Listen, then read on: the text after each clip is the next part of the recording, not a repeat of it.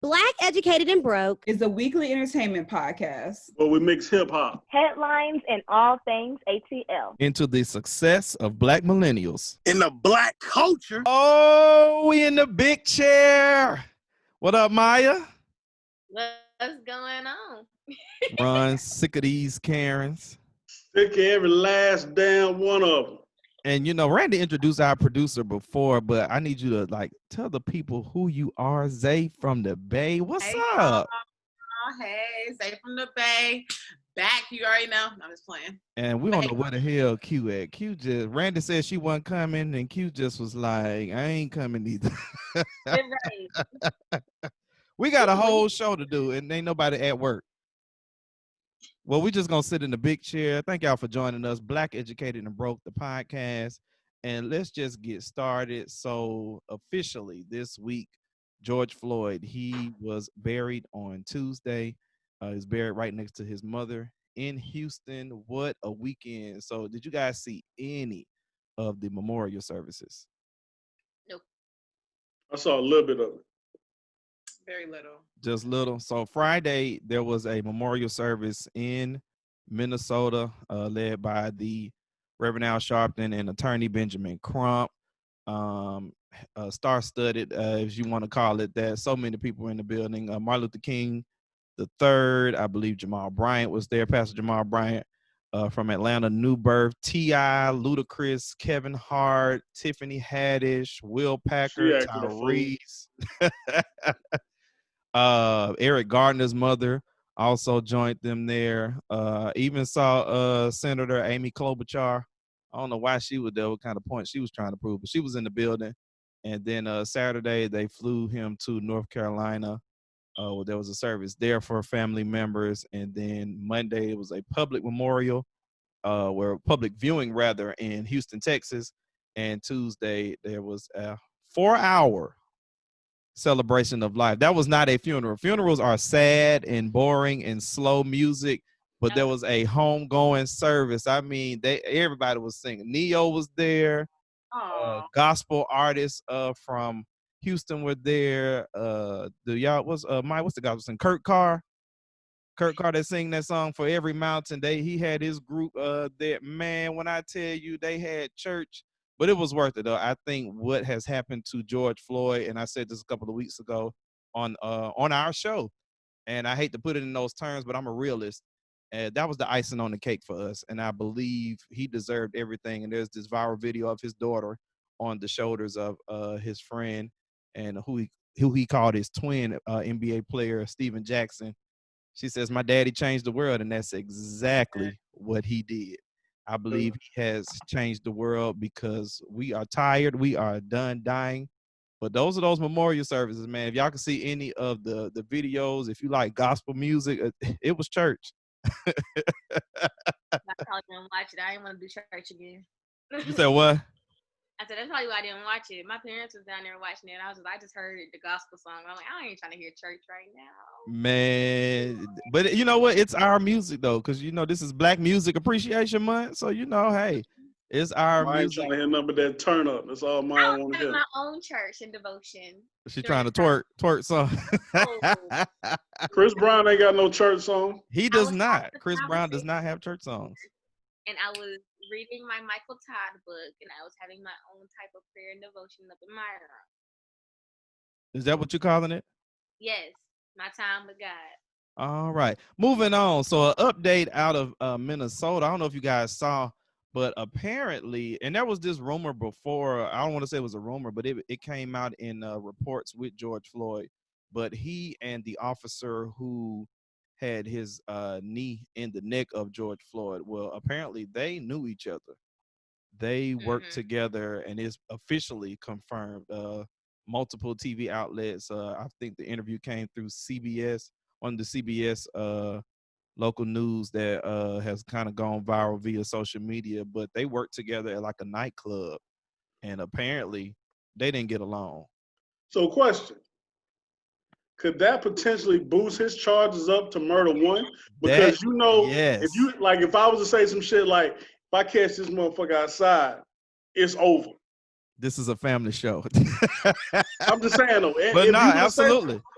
Absolutely. That a lot of people have said that if you just kind of go through Twitter and watch some of the, with some of the shows that come on like CNN and stuff, those political kind of talk shows, crime shows, if you want to call it, a lot of people are saying that could potentially up his charges. The thing would be though, if you up his charges, do you have enough evidence and will there be enough witnesses to testify that he will be convicted and charged with first degree murder?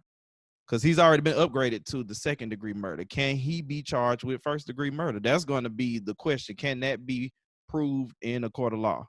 If they got witnesses that they worked together and there was bad blood between the two, that should be enough. Hey, I hope so. So it would be murder one instead of premeditated? Yep. Okay. I'm curious, that's all. Well, we shall see. Anyway, let's keep this thing rolling. Voting in Georgia this week. Let me tell you something. So did y'all early vote? What did you do? What part of Georgia y'all live in? Because y'all know Ron live up there, like Lake Hartwell, right at the South Carolina line. Top line on me. Ron live in Northeast Georgia. I'm up here in Gwinnett County, living a good life, breathing this good, clean air up here. You know what I'm that's saying? the police department. We need to be protesting them up there. But anyway, I ain't gonna go there. I can honestly say I ain't had no issue out of them yet. And I've been up here about 10, 12 years. Yeah, think about that one. About 10, 12 years. I've been up here. I ain't had no issue with them. So what did you early voted? Yes, sir. My grandma don't play that shit. How was it? I was only in there for like maybe an hour. Maybe. So it's still people in there. So it's like afternoon. You went in the evening, afternoon? I went like about around 4 o'clock. I was done by 5. That's not bad at all. Especially people back to work. Like okay, because people back at work, so getting off work, going to vote. Maya, what about you? So I'm on the west side of the west side, and we went up to Boundary Water around 3 o'clock, and there was nobody in there. Like we literally went in, voted, and came out. It took about maybe 15 minutes, and that's because I had to change my address. They had my address in the system wrong. But other than that, it didn't take that long. My mom don't do that either. She said, I ain't waiting in line, and y'all nasty, so we gonna go an early vote. I got you. Zay from the Bay, you still vote in California? You vote in your current state? No, Oklahoma. So voting's not until the end of this month, like June 20th, I believe it's on. So are there early voting going on right now? I believe so. I know the last day to register to vote was June 5th, which I did register to vote. So I'm not going to do the early voting. I'm going to do it when everybody else. I want to get the whole experience out here because I've never voted in Oklahoma before. I got We're going to see. We're going to see how it turns out. I'm actually about to go to, we got 2 African-American sheriffs going against each other. One the Democrat, one is a Republican. So I want to go to their little meeting. In Oklahoma? In Oklahoma, they both African American, so they're having these little meet and greets and stuff. So they can kind of like, sell their platform, what they're gonna be doing. So I'm gonna go see. I got you. Well, I voted right here in the city of Atlanta. I usually vote early, but with so much changes with the early voting and I never got my absentee ballot. That was one of the huge things here in Fulton County. So I got my mom. We decided to go to the polls. We got to the polls at 6:30 in the morning. Of course, they didn't open until 7, but we were out at 8 o'clock. And it was a line when we got there. Most people had the same idea. But, of course, Atlanta, y'all saw it on the news, social media. Atlanta was a hot mess. So, of course, the Secretary of State is opening up an investigation for DeKalb and Fulton counties. But he only opened up them because them 2 of the biggest and blackest counties in the metro area. But listen, we're about to take a break right here on Black Educated and Broke. Coming up next, Ron got the rundown. Ron, how many Karens you sick and tired of? every last damn one of them. Every last one. We'll be right back on Black Educated and Broke. Yes, sir, it's your boy Ron, bringing you Ron's Rundown. Nothing but that hip-hop fire and straight sports knowledge. Black Educated and Broke is now in the building. You should be too. Let's go. It's time for Ron's Rundown. Ron is in the building. Ron, what you got? Man, I had a whole different rundown I was going to do, but these jokers here, if it ain't Drew Brees, it's Jake Fromm, and now Clemson's head coach, Debo Sweeney. Doggone Dabo. Dabo, bring your ass to the front of the congregation, please. Let me talk to you, sir. So Dabo is tripping. Like, they saying he's insensitive to the racial issues, but I honestly just don't think he give a damn. I really don't. And it's hard for me to understand how you can be a head coach, not care about racial issues when majority of your team is black. How can you be an owner, a coach, an assistant coach, and not care about your players that are black? Hell, ask Jared Jones. Bro. Oh, sorry, Randy, my bad. Like, this dude is running around with a Football Matters t-shirt. Why? Why? Why now? God. You ain't never had one before. Why you want it now? You know what you're doing. Then come to find out, I guess at some practice, he called a young man the N-word. Oh my God. Like, he said it back to him for whatever reason. Like, why would you do that? That's not something that a head coach should be doing. But then again, it is Clemson. Yes, Not it that is. surprised. Yes, it is. But this brings a perfect point to what Carmelo Anthony said. He said top recruits should start going to HBCU because these universities don't give a damn about these young black boys. All they want to do is make them some money. So what we need to do is start taking our top recruits to these HBCUs and putting our money back in our own black institutions. Now, Carmelo Anthony went to Syracuse. Come to find out, Syracuse has an agreement with our very own AUC. So that's Clark, Spelman, and Morehouse. It's Syracuse Law School has this agreement. So I guess that kind of brings Syracuse into the HBCU frame. But more schools that have these type of things going on, these are the schools that we need to be working with. I agree. Hell with all these universities that do not care. Would you say, Maya? Take all y'all's talents to court. We need help. The football team needs help. That football team is terrible, bro. Good God. These are Clark Atlanta alum, HBCU, this black excellence. Bro, that football team is terrible, bro. Not terrible. They need some help. Calm down, relax. And we need the finances. And if you're a top, recruit, come to Clark. We'll love you. We'll care for you. We'll raise you up. We'll breed you right. You got black women around you. You're going to be empowered. Come on. Just come on, please. So that's something that I we just definitely love y'all need to from look the into. AUC. Now, Mr. Roger Goodell, you know I could not do this without bringing you up, sir. I'm going to need you to swallow your pride and publicly apologize to Mr. Colin Kaepernick for blackballing him out of the league. Absolutely. You dumb some. Good job, bro. Absolutely. SOB. Randy, I held that just for you. You owe Cap an apology. You want to get on TV talking about we made a mistake not listening to our black players. 70% of the NFL is black. How do you not listen to them about black issues, bro? People have got to come out of their white privilege. We're not making this stuff up. This is happening. And quite honestly, it's sad that it took for George Floyd to die. To me, this is Eric Gardner all over again, quite honestly. Because they both begged for their lives and they both said they couldn't breathe. By some bonehead cop, bro. Like, this stuff has got to stop. You owe Colin Kaepernick an apology. Point blank, period. So coming next season, we're going to see what happened with Cap. Hopefully he can get on the team. I know some people were saying that maybe he should be placed somewhere. I want him to go somewhere that wants him and he wants to be. I don't want nobody just sticking him somewhere. I got you. Do you think the more black NFL players are going to stand up? Because I think that was one of the issues too, that you only had 2 and 3 NFL players that were really pushing the issue. The others were saying it's wrong, but they played the game. I think everybody is going to stand up. Like, even Brandon Marshall said that he was ashamed that he didn't take a knee.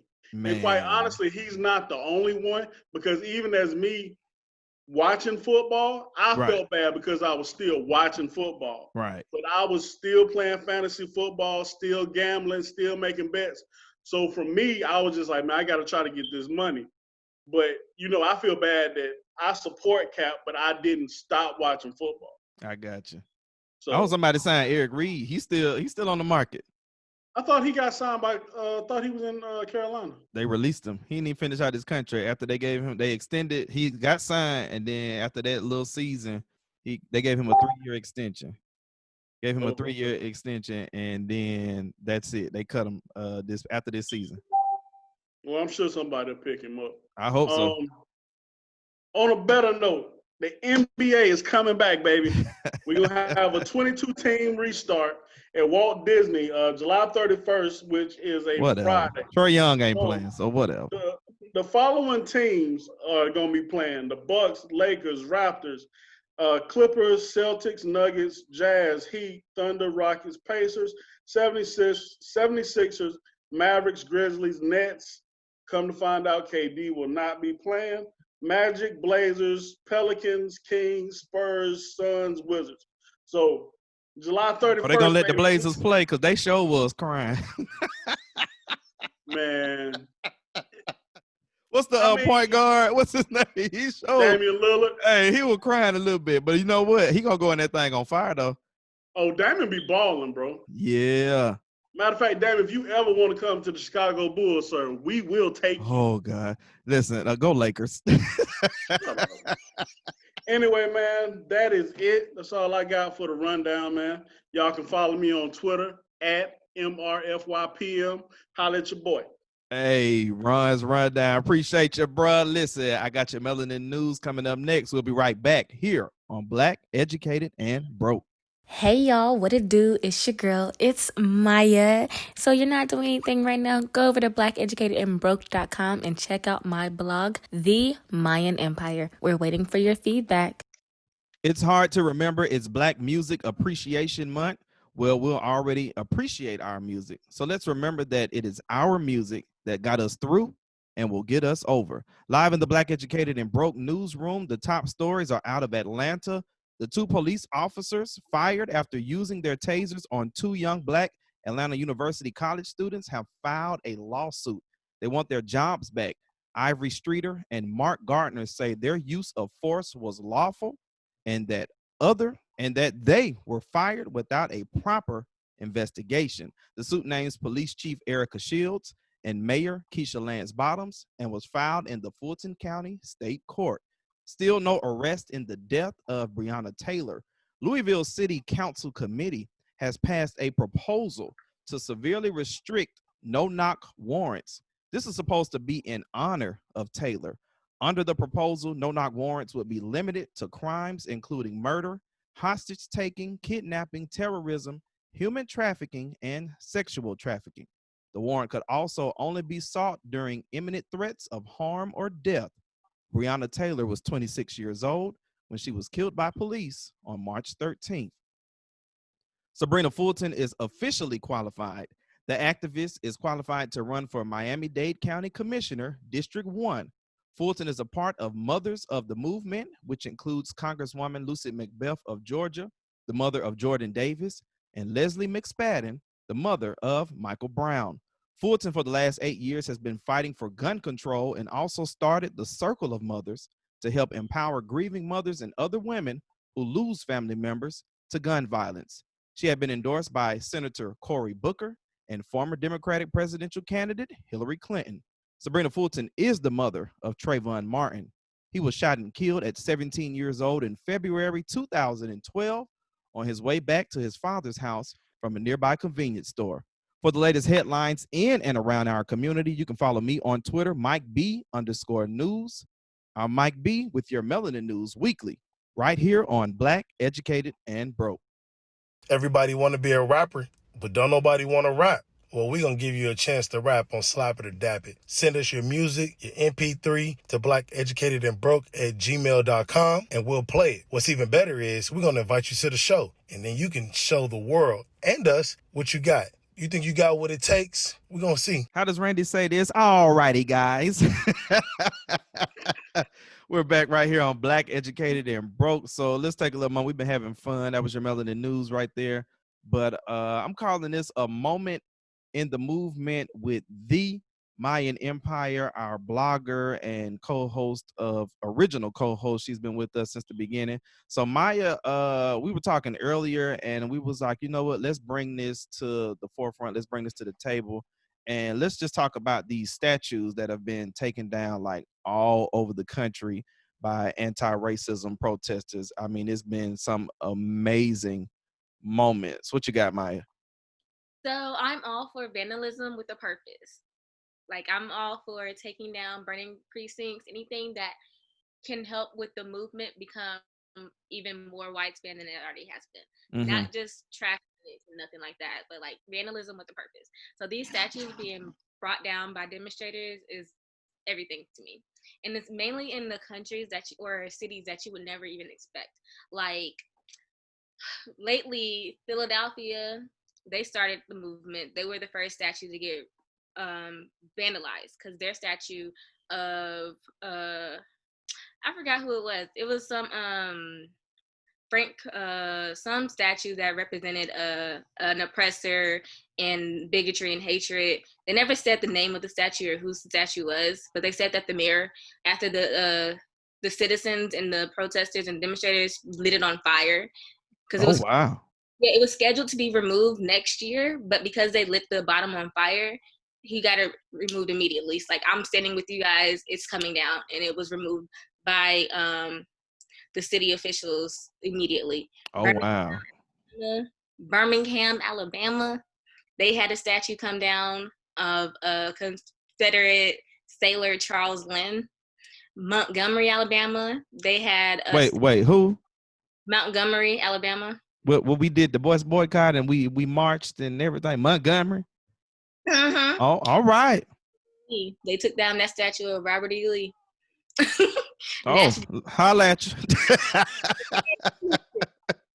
Nashville, Tennessee, protesters toppled statue of Edward Carmack outside the state capitol on May 31st. Alexandria, Virginia, they had started to vandalize it, and then state officials removed it after that.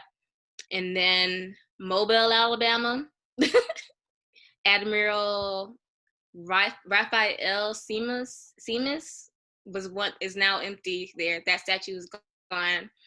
Bristol, England, I'm sure y'all seen the video on Twitter where they took down the statue of slave trader Edward Colston and was rolling it through the street. They lit it on fire before they tossed it in the river, but it's been taken down. Yeah, that was they flipped that right over that little fence, the little gate. Yep. Yeah. Oh man, I was like, and they was like, that was in the UK. I was like, all right, okay. Y'all see them dumbass dudes trying to get it out. I could believe that. I could believe that. As much as that statue weighs, it was like 4 or 5 of them. They're trying to get it out. Let them go ahead. Let them go ahead. They'll figure it out. It's still in there. No, they took it out. They took it out, I think, this morning. It got what's that, craned out? They craned it out, they dug it out. And Boston, they beheaded Christopher Columbus. Whoa, wait a minute. What? Wait a minute. Wait a minute. They done cut off Christopher Columbus' head. Oh, wow. They got the number 1 colonizer. Exactly, the number 1. Oh, wow. He beheaded Christopher Columbus's statue after it was they threw red paint on it because it was a white pastel statue. It was red paint dripping down and had Black Lives Matter spray painted on the bottom. Next thing you know, they beheaded that guy. That joker is got to go. Got to go. It's a petition. What's the petition website? Change.org. Mm-hmm. And apparently, because I got it earlier this week, they've been sending it out to remove the Confederate monument at Stone Mountain in Atlanta, in DeKalb County on the east side. I said, I guess I'll sign it. I don't understand. What they gonna put up there though? Wasn't that like a couple of years ago? They were talking about putting Outcasts up there. What people talking about doing that? They gotta do something, man. That crap gotta come down. Yeah, like I don't understand that because of the fact that it's been up there for so long. What would replace it? And then you're gonna have to Andre 3000 and Big Boy. I don't care if it's Bear Mountain. It's gotta come down. come down. I agree. They should put a new sign of Stone Mountain over it, to be honest with you. Okay. And when you're talking about football, Jerry Richardson's statue is being removed at the Panther Stadium. Really? Mm-hmm. It's just coming down? Yeah, they said it's going to be removed. This article went up on June 10th. Uh-huh. Saying that the Panthers have already parted ways with the longtime sponsor in the last week because of racial insensitive language. Wow. So, but they ain't got no quarterback though. And then it says the team issued the following statement. We are aware of the most recent conversation surrounding the Jerry Richardson statue and are concerned there may be attempts to take it down. We are moving the statue in the interest of public safety. So they already know there's a rumor going around that the demonstrators are going to come and take it down. So before they do that, they're going to remove it just to save face, I guess. We just had a Black Educated in Activism.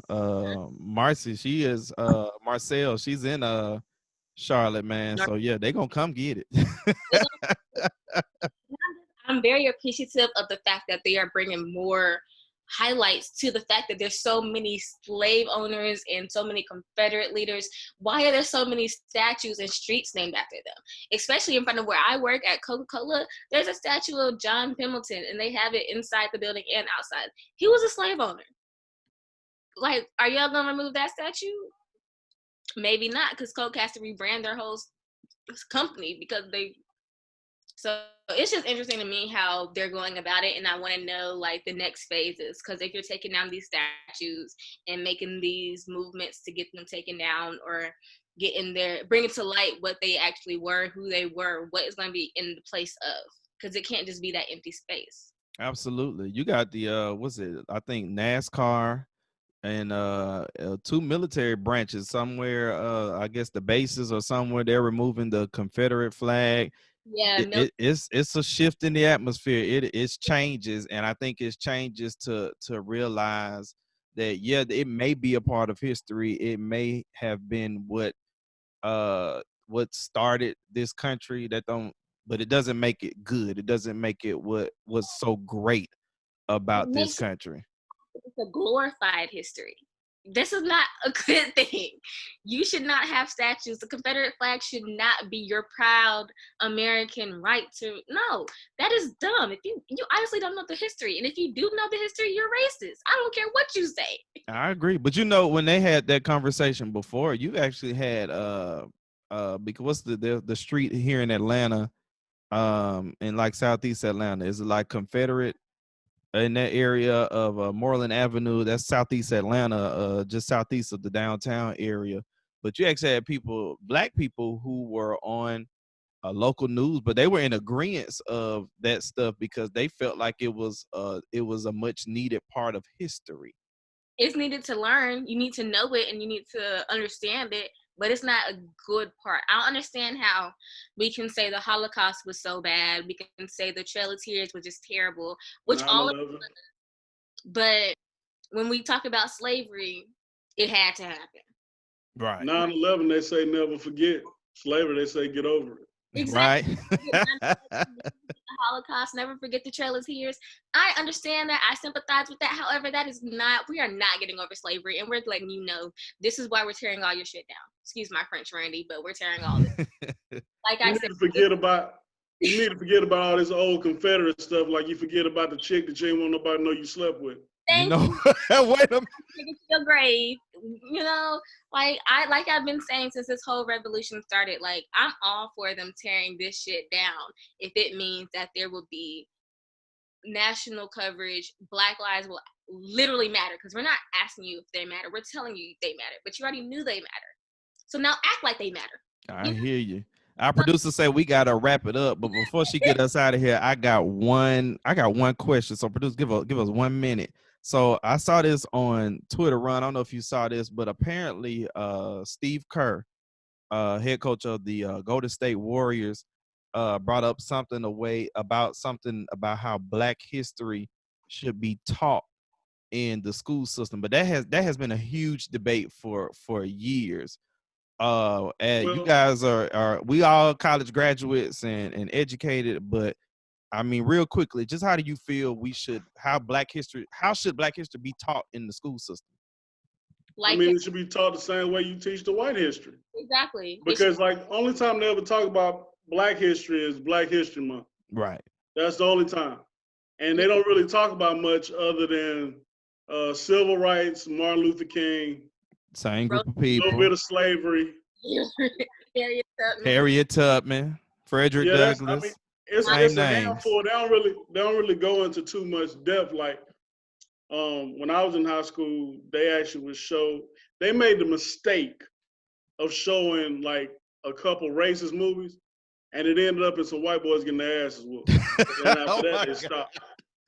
Oh yeah, it would go down, boy. They come out them rooms, out them classrooms, bro, and the first white boy you saw, like for real, bro. Like that's just how it was. And they stopped doing that one. All we got was our Martin Martin every day of Black History Month. Every 28 days of February, my friend Martin. Right. Producer lady, Zay from the Bay, what you think?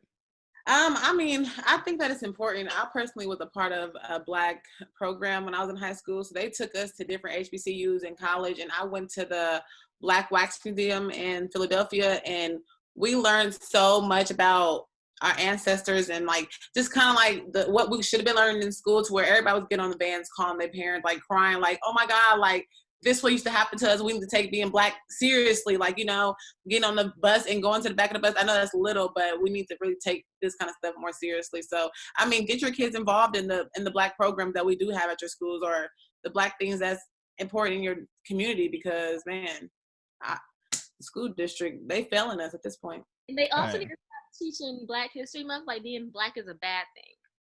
Yeah. They make it sound like it's our fault that we're Black, and the stuff that happened to us in the past was our fault.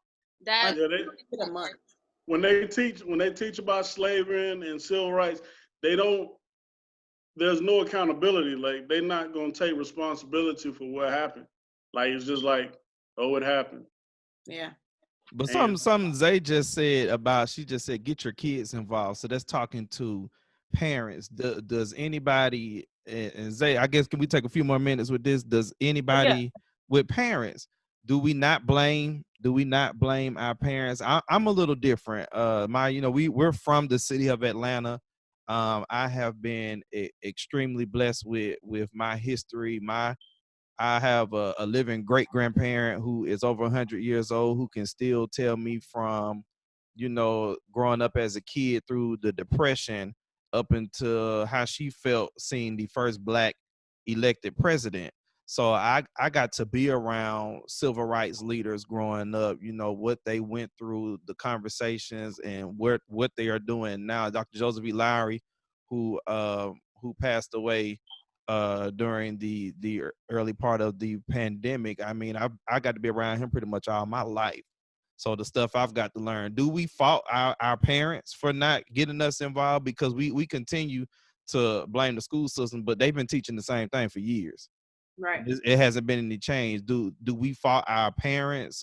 Can you put that blame on parents, or do we still say the school system should? The school system should. Go ahead, Mike. Do better. Me? Okay. I was just saying, it's funny that Mike is mentioning the fact that we grew up in Atlanta, which is a civil rights hub.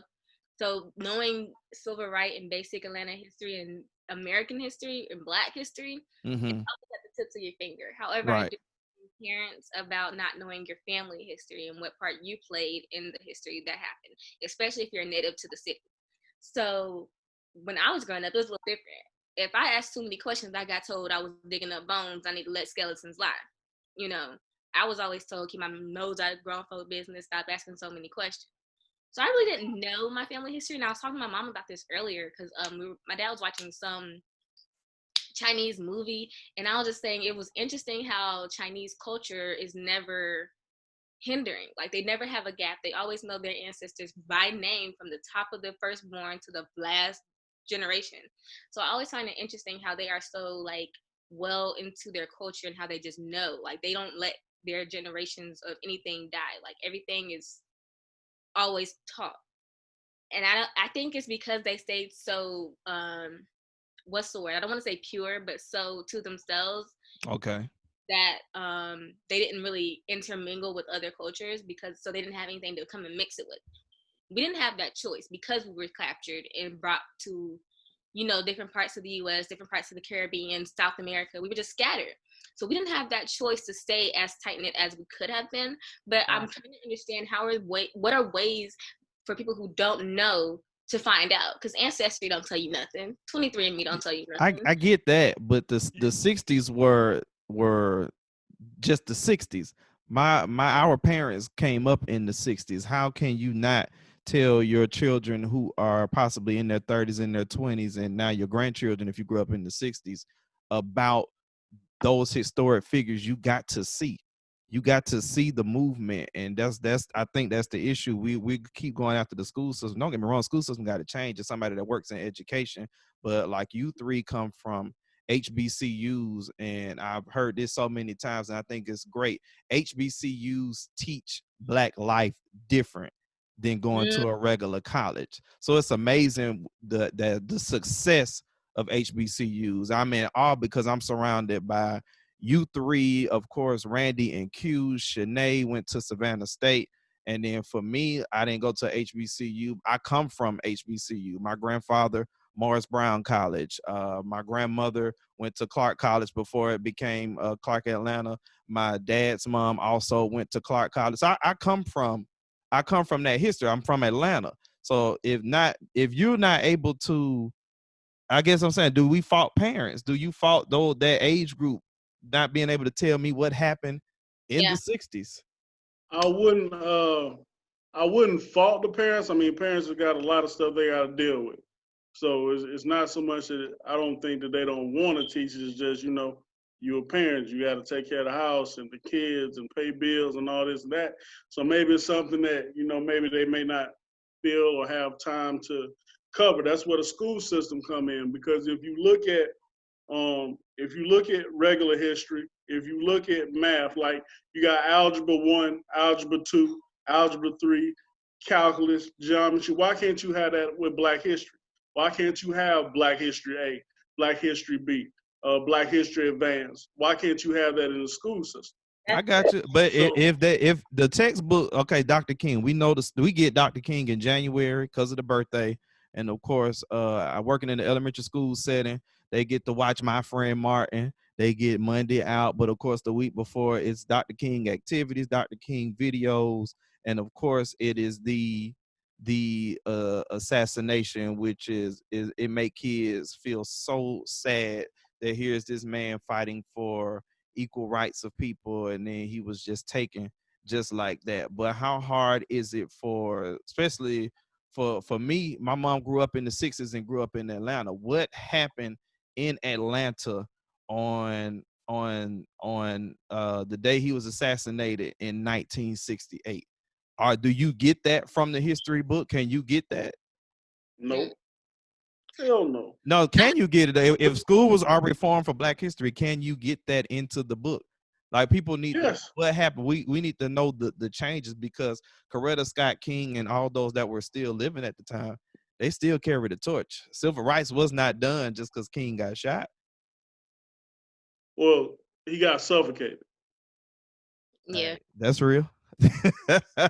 So, like, I'm not a parent, so until I become one, I probably won't have a stance. But I just feel like if you can sit down and tell me about the birds and the bees, if you can sit down and tell me how my Black skin is what could possibly get me pulled over and targeted by the police, and how society's gonna look at me differently because I am Black, and the standard of a Black woman is different than the standard of a Black man, and it's different than the standard of a Black human in general, you can sit down and tell me at least something about what you experienced through being in Atlanta during the civil rights activism. Like, my mom, the only thing I know is Jimmy Carter got her through Albany State because she got the grant. That's literally it. You know what? You know what you could do? Because you know how little kids got them summer reading programs? In the midst where they got to read The Little Red Truck, give them another book. Give them some Black history books to read. I agree. I agree. I mean, even if you have to make something up, if you have to start, if somebody has to start writing books for children about Black history, which I'm sure it's already been done, Right. get them some books about, Black history so they can learn that stuff at an early age. Because I tell you what's not changing. I've heard people say that racism will die when these old white people die. Because they teaching it to their kids. So the same way that they teaching that hatred, we need to be taught our history and our heritage. Absolutely. I got one more question, but this is what we're going to do. We're going to take a break. And to piggyback off that, right before we take this break run, you talk about racism. I got asked this question by a good friend of mine, one of our brown brothers on Twitter. And he asked me, was racism immortal? And I told him that racism evolved from hate, and hate is immortal.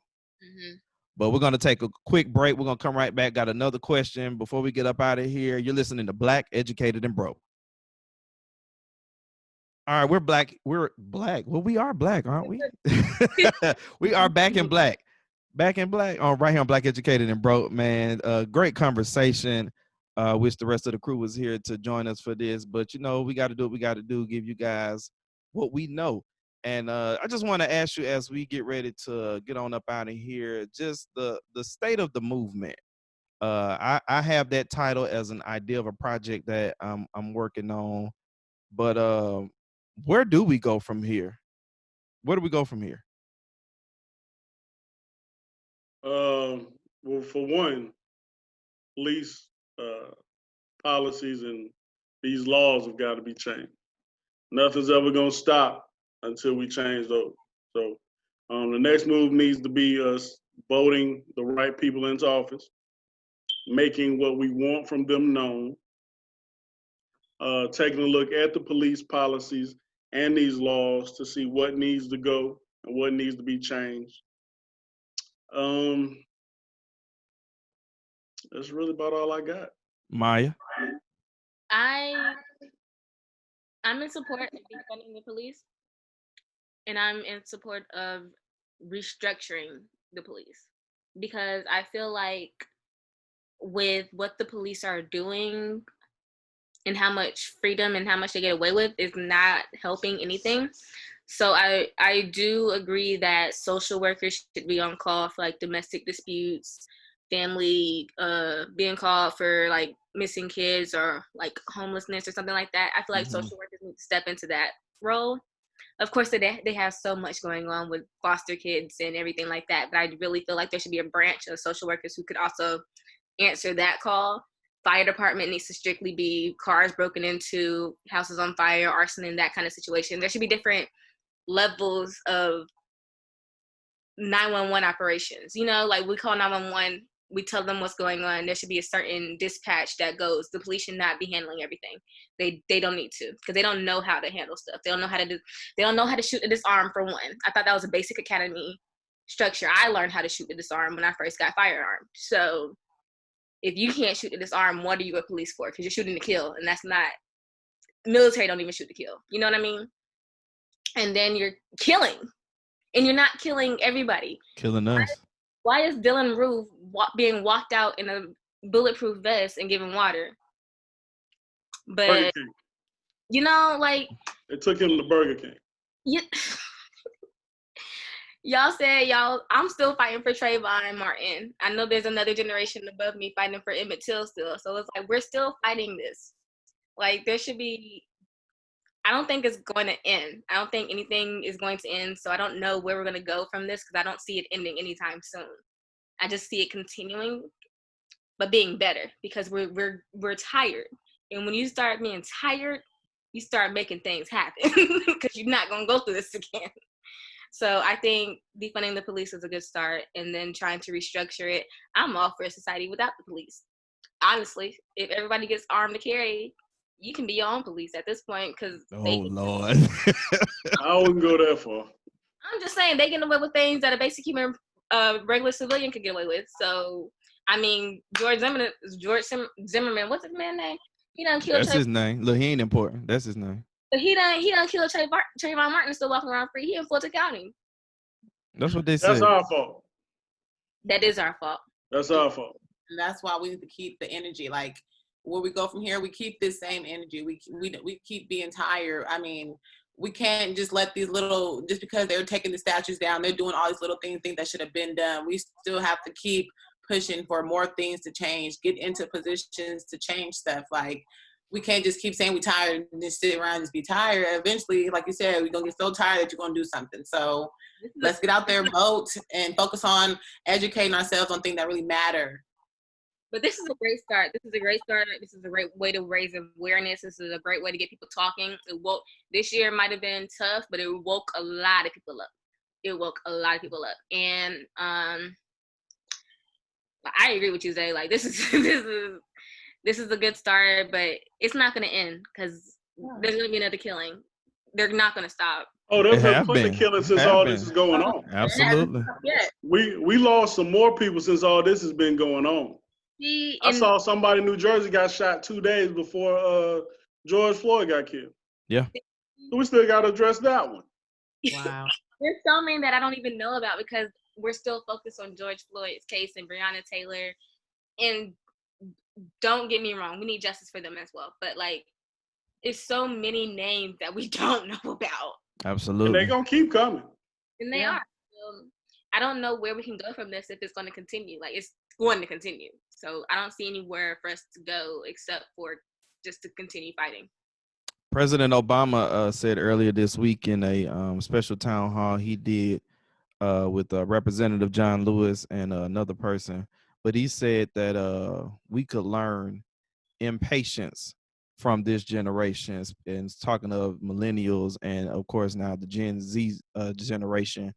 And what he meant by that was that not being impatient, but he was saying we are, like you said, we're tired, and we are no longer going to abide by the status quo and think it's okay. And so, as the saying, the marathon continues. Now, I know a lot, like you said, I know a lot of people think the marathon is long, and marathons are long. But the thing about a marathon, the thing about long races, they come to an end. Mm-hmm. And unfortunately, people wanted, I guess you can say, war. And the deaths that have happened between Ahmaud Arbery and George Floyd, and the deaths that are coming that we have hearing after George Floyd, and the deaths that are going to come, like Ron said, it's going to be more bloodshed. But you can't stop. Don't stop. You got to keep this going. It is what it is, though. So Monday, there's a rally in Atlanta. I do know Georgia NAACP, they're headed to the state capitol. If you want to get involved with that, that'll be posted on our social media page. And we can't stop. We cannot stop. And what we do here at Black Educated and Broke, we're going to tell the story, and we're going to tell our narrative the right way. So we're going to come back. We're going to just take another break, and then we're going to come back, wrap it up. Maya Scott and the Church Said. You're listening to Black Educated and Broke. Black Educated and Broke is a weekly entertainment podcast where we mix hip-hop headlines and all things ATL into the success of Black millennials in Black culture. In the words of Randy, all righty, guys, welcome back. Black Educated and Broke. Thank you so much for tuning in with us. I want to send our condolences out to Randy's boyfriend, as she called him, Shotty Poo, had death in the family. Hey, man, we love you. We support the family. Yes, sir. And we here for you, man. Shanae is back next Wednesday. It's Shanae Wednesday from Los Angeles, California. And we got some special guests coming in next week from the Black film world. Don't forget, you can listen and subscribe to us on SoundCloud, Apple Podcasts, Google Podcasts, Spotify, and iHeartRadio. We also do our videos on our YouTube page. That's all Black Educated and Broke. Our social media platforms, follow us on Twitter, BEB Podcast _ATL. You can follow us and like us on Facebook, Black Educated and Broke, Instagram, Black Educated and Broke.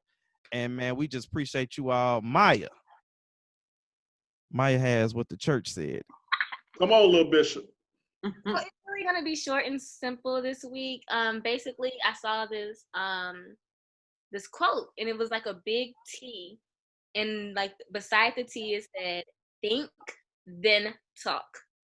And I was just like, with everything that's going on right now, a lot of people who aren't educated on the topic, a lot of people who are ignorant to the topic and just don't want to learn, but yet they have an opinion, you are always welcome to share your opinion. We are never going to stop you from saying how you feel. However, think, then talk. Because if you don't think about it, don't be upset when someone drags you for Phil. Because it's a sensitive time right now. Everybody's on 10, and hands are E for everybody. Twitter fingers are E for everybody. Nobody's discriminating. So just, always share your opinion. Make sure it's an educated opinion, though, because when you think and then talk, no one can correct you. And that's what the church said. Ashe. All right, y'all. Well, this order gonna sound kind of funny, but hey, it's your boy Mike B. It's Maya. Boy, Ron, sick of these damn Karens. And Zay from the Bay. All right, y'all. We out. Peace. Black Educated and Broke can be found on many platforms, including Apple Podcasts, Spotify, SoundCloud, and our iHeartRadio music app. So if you need somewhere to listen but don't want to download a bunch of apps, choose one of those. You're bound to have one of them on your phone, right? Right? That's what I thought. Black Educated and Broke, Season 3, coming right at you.